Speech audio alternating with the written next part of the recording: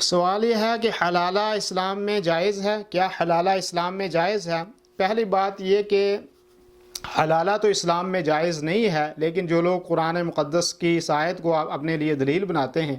اس کا مطلب یہ ہے کہ عورت جس کو 3 طلاق ہو جاتی ہے تو اب اس کے بعد یہ عورت اس مرد کے اوپر حرام ہو جاتی ہے۔ اللہ رب العالمین نے قرآن مقدس کے اندر فرمایا فَلَا تَحِلُّ لَهُ مِن بَعْدُ حَتَّى تَنكِحَ زَوْجًا غَيْرَهُ، سورہ بقرہ کی آیت ہے کہ وہ تب تک اس کے لیے حلال نہیں ہوتی یہاں تک کہ وہ کسی دوسرے مرد سے شادی نہ کر لے۔ تو اس سے مراد یہ ہے کہ کوئی آدمی کسی عورت کو اپنے نکاح کے اندر لائے، وہ ہمیشہ کے لیے لائے، اس سے وقتی طور پہ مراد نہ ہو کہ میں نے 4 دن یا 2 دن یا 10 دن اس کو رکھنا ہے، ایسا نہ ہو، بلکہ ہمیشہ کے لیے وہ کسی عورت کو اپنے نکاح کے اندر لائے۔ لیکن بعد میں اتفاق سے ایسا ہوتا ہے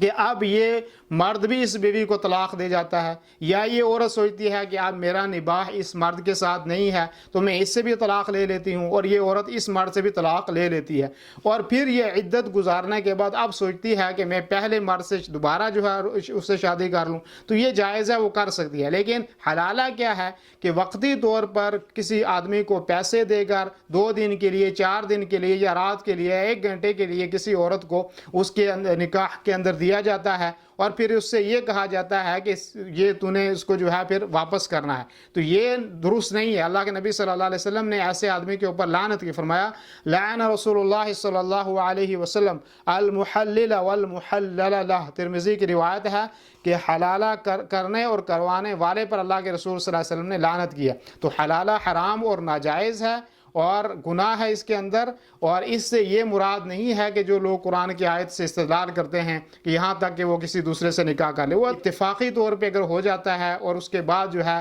وہ عورت طلاق اس پہلے مرد سے لے لیتی ہے تو اب دوسرے کی طرف جانا جاتی ہے، وہ الگ بات ہے۔ لیکن صرف جو ہے حلالے کے لیے کسی کے پاس عورت کو بھیجنا تو یہ ایک زنا والا عمل ہے، یہ حرام عمل ہے، ناجائز عمل ہے، اور جس لوگوں نے ان کو اس چیز کو تجارت بنایا ہوا ہے ان لوگوں کو اللہ سے ڈرنا چاہیے اور اللہ کا خوف دل کے اندر رکھنا چاہیے، اور اس برے اور ناجائز کام سے توبہ کرنی چاہیے۔ اور وہ لوگ کہ جو اپنی بیویوں کو کسی دوسرے کے نکاح میں وقتی طور پر دیتے ہیں تو ان کو بھی اللہ سے ڈرنا چاہیے۔ کیسے آدمی گوارا کر سکتا ہے کہ کسی اپنی بیوی کو کسی آدمی کو وقتی طور پر اس کے نکاح کے اندر دے دے؟ تو یہ بالکل سمجھ میں آنے والی بات بھی نہیں ہے، اور معاشرے کے اعتبار سے یہ برا فعل ہے، اس سے بچنے کی کوشش کرنی چاہیے۔